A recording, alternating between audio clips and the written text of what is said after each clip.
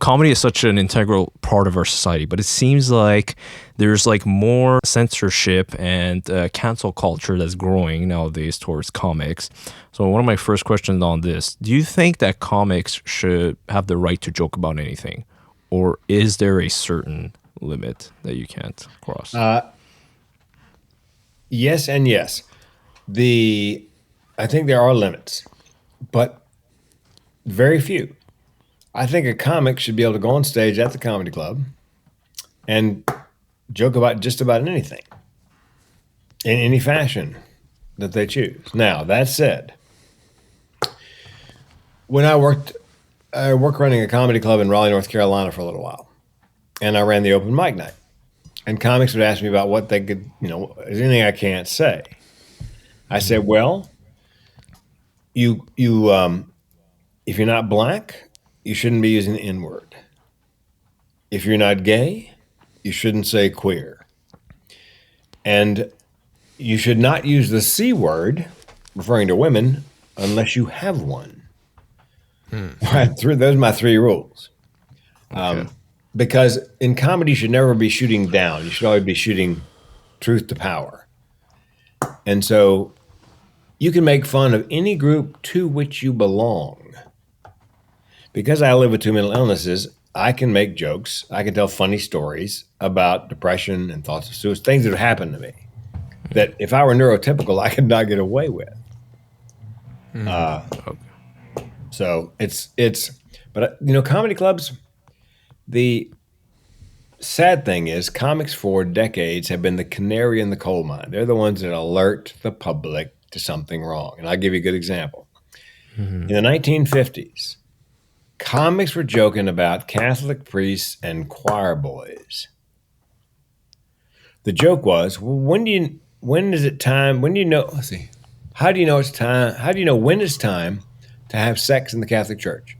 When the big hand is on the little hand. That's the 1950s. Damn. The Catholic priest scandal didn't break in the public until the mid 90s.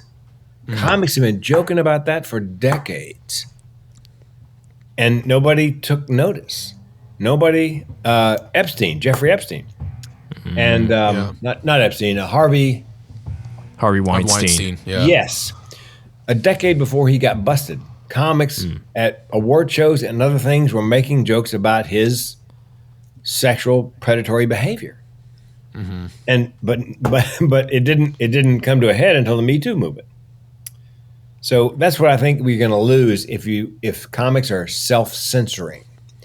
If they're having to think before they speak or before they joke. If they're worried about somebody, getting canceled. Now, again, if you're not black, don't use the N-word. If you're not gay, don't use a pejorative in reference to gays. If you're not a woman, don't, there are limits.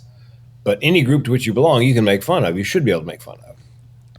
And you should be able to make fun of what's happening in the world politically, But that's not the way it is in clubs anymore. Yeah. Much more tiptoeing around and walking on eggs. So have you heard of any other comics recently being canceled? Well, now every culture has a cancel culture. And in some cases, it's appropriate because the person deserves to be canceled. What's his name? Two initials, redheaded, big tall guy. CK? Yes, Louis C.K. Louis C.K. The guy was exposing himself to female comics in the green room. I'm sorry. You need to be canceled.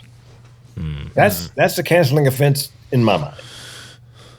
And that's why most cultures have a cancel culture, because there are people who deserve to be canceled. He's back on the road. He's back doing his thing. But, there was a time when... So I think, a cancel culture exists for a reason. I think it's just been taken way too far. Yeah. I mean, what Louis C.K. did, right? He wasn't joking. Like, he did what he did. So I think also that it's a warranted cancellation. Yeah. He exposed himself. Yeah. One of my favorite comics is a guy in England, Jimmy Carr. Got a baby face, cute little laugh. His jokes, although extremely well written, are just very. I mean, They hate you. people with Tourette's. What makes them tick? It's hysterical and incredibly well written, but it's not politically correct. But he is so popular. He had a show of his own. He does shows all. I mean, he's known for being out there that way, no holes barred. Now you notice he doesn't pick on women. I mean, he doesn't shoot down. That's the thing. You never want to shoot down. You always want to shoot up at power. But his stuff is extremely well written, even though it's filthy. Yeah, he's very. Yeah, I don't think. Yeah, so yeah, a lot of people can get offended if they're if they're easily offended by it. He's got a thing on YouTube, the world's most offensive joke, and I how can you not look at it? So I looked at it, and what he does, he says, "Look, here's what's going to happen. I'm going to start telling jokes. And they're going to be mildly offensive in the beginning, and I'm going to crank it up a notch offensively as I go, until somebody in the audience screams, 'Oh, for fuck's sake!'" And he did it. To watch him go and get more and more and more and more offensive, it was brilliant. But that's him. I tell comics, young comics, anybody who asks me for advice on comedy, look, if you're going to do an F word in your act, do lots of them. Be the F word comic, because one F word is not going to get you a gig. It can keep you from getting a gig. So commit to it. If you're going to be a dirty comic, be a dirty comic. Just work cable or work clean. Pick. You got to pick. You gotta pick. And so, and again, I'm happy not to be in comedy clubs and be judged joke by joke by joke by joke.